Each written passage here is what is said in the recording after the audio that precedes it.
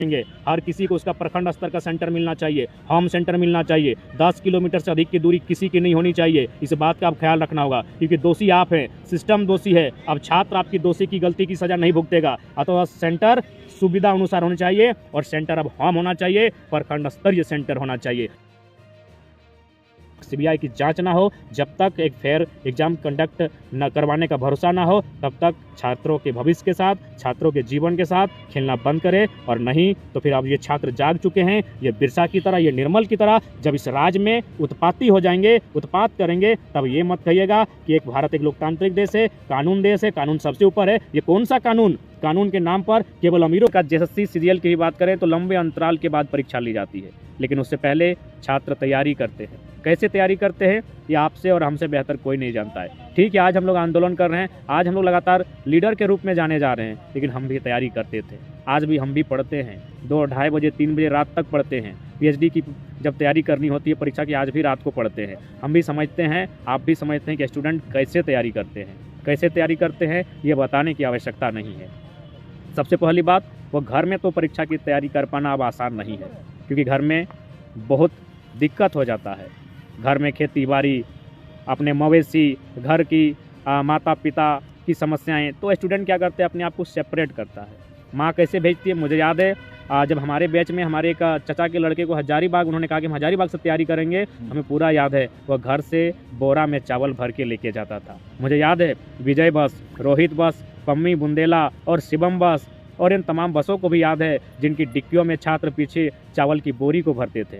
अगर छात्र हजारीबाग में होता था, उसके माता पिता सड़क पर उस बस को रुकवाते थे और उसके पीछे ताज़ी ताज़ी हरी सब्जियां भरते थे, और वो कह देते थे कि मेरा बेटा स्टैंड में आके रिसीव कर लेगा। उन चीज़ों को अपनी आंखों से देखे हैं, उन चीज़ों को नज़दीक से देखे हैं, क्योंकि हमारा गांव ही पड़ता है जीटी रोड में। यहाँ से हजारीबाग की दूरी लगभग 105 किलोमीटर के आसपास होती है। मैंने उन चीज़ों को देखा है कि किस प्रकार से माता पिता घर में, गांव में, और उन बसों के पीछे, मैं बसों का भी नाम ले रहा हूं, अगर 1-2 नाम छूट जाएं तो माफ़ कीजिएगा, शिवम बस, रोहित बस, बुंदेला, पम्मी, विजय इत्यादि जो बस सड़क पर चलते थे, उनमें पीछे उनके माता पिता साग सब्जियां भर देते थे, उन डिक्कियों में चावल की बोरियां भरते थे, यह कहकर कि मेरा बेटा वहां रिसीव कर लेगा। कहाँ रिसीव कर लेगा? हजारीबाग के बस स्टैंड में। और हाँ, वो बस स्टैंड में रिसीव करता था। उसे लज्जा आती थी, क्योंकि उसको लगता था उसके क्लास के अगर लड़के और लड़कियां, खासकर लड़कियां देखेंगी तो शायद वो उसका बेइज्जती का भाव फील होगा। लेकिन चूंकि लाचार स्टूडेंट, मुझे पूरी घटना याद है, वो अपने कंधों में उस बोरी को लाद कर अपने रूम में लेके जाता था। अगर साइकिल की सुविधा होती थी तो साइकिल में उन चावल की बोरियों को लाद कर वह रूम तक पहुँचता था, और उस रूम में 5 साल से लगभग 15 साल की एक उम्र सीमा को बिताता था, व्यतीत करता था। कई अवसरों पर देखा कि आगे के बाल आधे झड़ जाते थे। तमाम जो स्टूडेंट जो 10वीं में थे, उनकी आज की तस्वीर को देखें, जो लोग परीक्षा की तैयारी करते हैं उनकी, और जो लोग कुछ नहीं करते उनकी। जो लोग कुछ नहीं करते हैं, मैं उनके प्रति कोई गलत भाव नहीं रखता हूं, लेकिन उदाहरण देता हूं। उनके बाल देखिए, उनके चाल देखिए, उनके हाल देखिए, ठीक ठाक मिल जाएंगे। लेकिन जो लोग परीक्षा की तैयारी करते हैं, एक कमरे के ताप में अपने आप को गलाते हैं, पिघाल देते हैं, उनकी स्थिति जाके देखिए, उनके आगे के बाल झड़ चुके होंगे, उनके बाल सफ़ेद हो चुके होंगे, और उनका पेट बाहर निकल गया होगा। किसी के आंखों में लगभग 50% तो आंखों में चश्मा चढ़ गया होगा। किस लिए? कि नहीं, मुझे अपने गरीबी की सीमा को लांघना है। हर परिवार, लगभग आधा परिवार आज झारखंड में गरीब है, बिल्कुल गरीब है। आधे परिवार झारखंड में गरीब हैं, लेकिन कोई हार नहीं माना है। गरीब पैदा होना गलत नहीं है, गरीबी में मर जाना शायद गलत है। इस धारणा के साथ हर परिवार में एक बेटा जरूर ऐसा होता है जो उस गरीबी की सीमा को लांघने के लिए संघर्ष करता है, वो मेहनत करता है। और वो क्या मेहनत करता है कि एक परीक्षा में बैठना है, उस परीक्षा को पास करना है, वीडियो बनना है, सीओ बनना है, दरोगा बनना है, या कोई अधिकारी बनना है, और अपने परिवार में जो टेग लगा है, उसके परिवार में जो धब्बा लगा है गरीबी होने का, उस धब्बे से मुक्ति दिलाना है। उस परिवार को मुक्ति दिलाना है जो परिवार आज कई वर्षों से गरीबी में, तगहाली में जीवन यापन कर रहा है। हर बेटा ये उम्मीद करता है कि मैं ही वह आखिरी पीढ़ी हूँ जो अपनी परिवार की स्थिति को सुधारूंगा, और इन उद्देश्य के साथ वो परीक्षा की तैयारी करता है।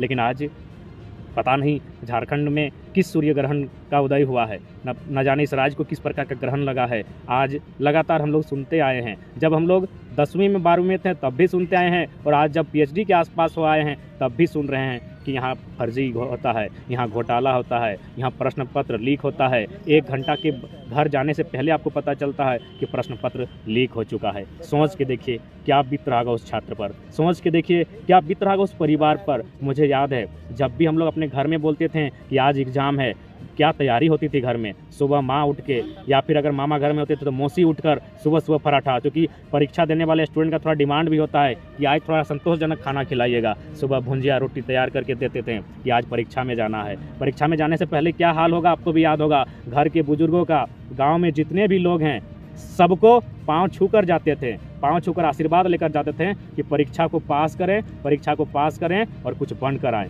तो हम लोग मांग करते हैं 4 तारीख को जो एग्ज़ाम है, स्टूडेंट अगर उसको पोस्टपोन करने की बात करते हैं, रद्द करने की बात कर रहे हैं, तो स्टूडेंट के साथ हम लोग खड़े हैं। और साथ ही जो सिस्टम है, जो लोग जहाँ तक हमारी आवाज़ पहुँच रही है, उनसे भी हम निवेदन करेंगे, उनसे हमारा निवेदन होगा कि 15 दिनों के भीतर एक फेयर एग्ज़ाम कंडक्ट कराया जाए, 15 दिनों के भीतर एक साफ़ सुथरा एग्ज़ाम लिया जाए। और अब ऐसा नहीं कि 200 किलोमीटर दूरी में उसका सेंटर होगा। आप सिस्टम में हैं, बच्चे जो परीक्षा देने वाले जो होते हैं वो गलत करने की फिराक में नहीं होते हैं। उसको भी मालूम है कि उम्मीदों के साथ वो परीक्षा देने जा रहा है, वो अपनी गरीबी की सीमा को लांघने जा रहा है। वो गड़बड़ी नहीं करता है, गड़बड़ी ब्यूरोक्रेट्स करवाती है, गड़बड़ी मिनिस्टर के पैरवी करवाती है, गड़बड़ी जो बड़े अधिकारी वे करवाते हैं। इसीलिए अब अगर एग्जाम हो 15 दिन के भीतर तो सबसे पहले वो प्रखंड में होना चाहिए। आप 200 किलोमीटर की दूरी छात्र तय नहीं करेंगे, ठंड का मौसम है, कई बहन, लगभग सैकड़ों नहीं हजारों बहन ऐसी है जो अपने बच्चे को गोद में लेकर जाती है। इस ठंड में उतनी दूरी अब तय नहीं करेंगे। हर किसी को उसका प्रखंड स्तर का सेंटर मिलना चाहिए,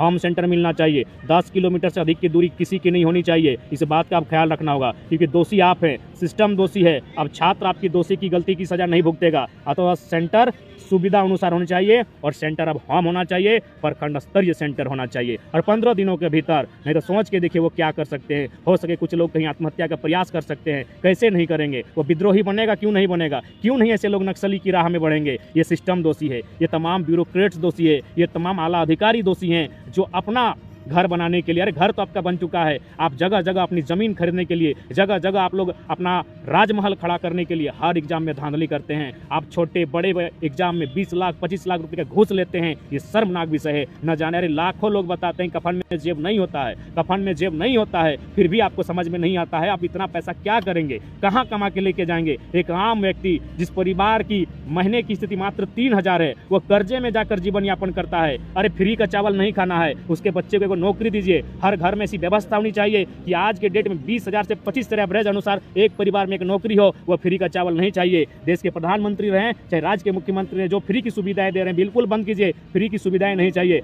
हर एक परिवार को सक्षम बनाइए। हर एक परिवार में कम से कम एक ऐसा व्यक्ति हो जिसको कम से कम 20 से 25,000 की सैलरी हो मंथली। आज के डेट में ये परिस्थिति आज होनी चाहिए।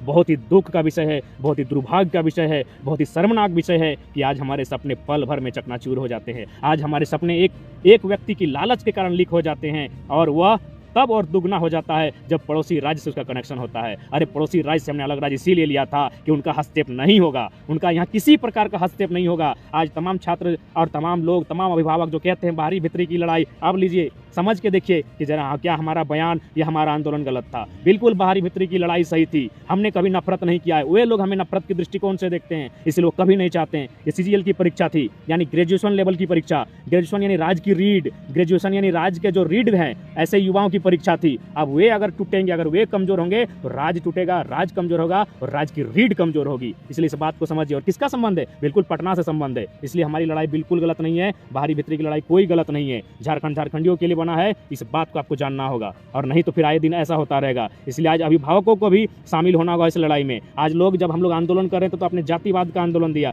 बताइए, क्या एक जाति के छात्रों के आंखों में आंसू है? क्या एक जाति के छात्रों के अभिभावकों के आंखों में आंसू हैं? जी नहीं।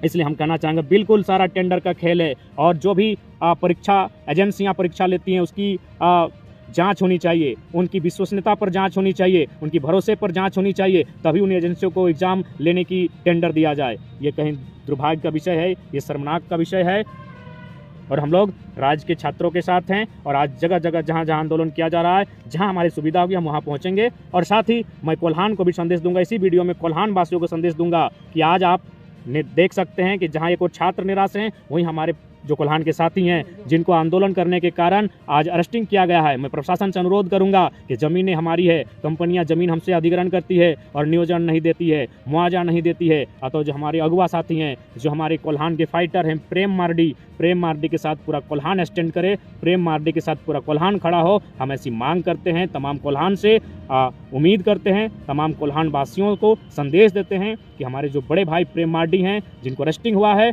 उनके साथ खड़े हों, उनके साथ लड़ें और आंदोलन को डट कर दें। अगर स्थिति होगी तो जेल भरो आंदोलन की तैयारी करें, लेकिन प्रेम मार्डी के साथ खड़े हों। और हम लोग मांग करते हैं 4 तारीख की जो परीक्षा है उसे पोस्टपोन किया जाए, उसे स्थगित किया जाए। उस परीक्षा को जब तक सीबीआई की जांच ना हो, जब तक एक फेयर एग्जाम कंडक्ट न करवाने का भरोसा ना हो, तब तक छात्रों के भविष्य के साथ, छात्रों के जीवन के साथ खेलना बंद करें। और नहीं तो फिर अब ये छात्र जाग चुके हैं, ये बिरसा की तरह, ये निर्मल की तरह जब इस राज्य में उत्पाती हो जाएंगे, उत्पात करेंगे, तब ये मत कहिएगा कि एक भारत एक लोकतांत्रिक देश है, कानून देश है, कानून सबसे ऊपर है। ये कौन सा कानून? कानून के नाम पर केवल अमीरों का कब्जा है, कानून के नाम पर केवल IAS IPS का बोलबाला है, कानून के नाम पर केवल मंत्रियों का बोलबाला है। कानून की जब बात आती है तो केवल छात्रों पर लागू होता है, कानून की जब बात आती है किसानों पर लागू होता है, कानून की जब बात आती है मजदूरों पर लागू होता है। कानून कानून कानून, लेकिन जो बड़े मछली हैं उस कानून रूपी जाल को फाड़ के निकल जाते हैं। आज देखते हैं ये कानून कहाँ है, आज देखते हैं लाखों छात्रों के भविष्य के साथ खिलवाड़ हुआ है, देखते हैं ये कानून कहाँ है,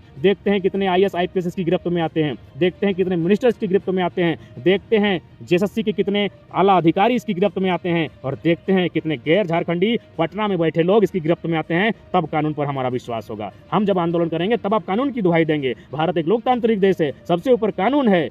देखते हैं कानून सच में सबसे ऊपर है, सच में कानून के हाथ बड़े होते हैं, ये आज देखने का विषय होगा। छात्रों के साथ है, लड़ेंगे, डटेंगे, अड़ेंगे, भिड़ेंगे, चाहे जो कुछ होगा झारखंड के लिए लड़ेंगे। और तमाम छात्रों के साथ CGL के मुद्दे में हम लोग डट कर खड़े हैं। पूरा JB केसेस का परिवार खड़ा है, टाइगर जयराम महतो उनके साथ खड़ा है। जय झारखंड, जोहार झारखंड।